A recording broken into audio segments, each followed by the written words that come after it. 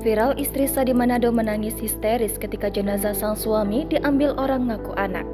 Baru-baru ini kesedihan tengah dialami oleh seorang istri di Manado, Sulawesi Utara.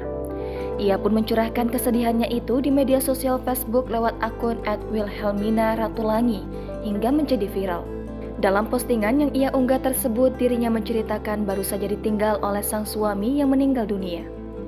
Wilhelmina Ratulangi menunjukkan video ketika jenazah suaminya hendak dibawa sejumlah orang. Sebagai istri sah, Wilhelmina tampak menangis histeris dalam video tersebut.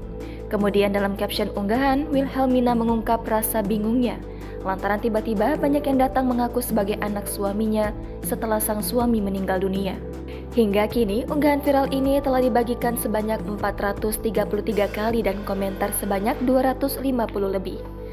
Ucapan bela sungkawa disampaikan sejumlah netizen. Doa dan ucapan penghibur dari kerabat almarhum mengalir dituliskan dalam kolom komentar. Diketahui almarhum bernama Raymond Rory, seorang anggota kepolisian. Istri almarhum pun meminta bantuan kepada Kapolda Sulut agar sang suami dikebumikan secara kedinasan Polri. Hingga kini, tribunmanado.co.id juga masih menunggu info lebih lanjut dari kejadian viral ini.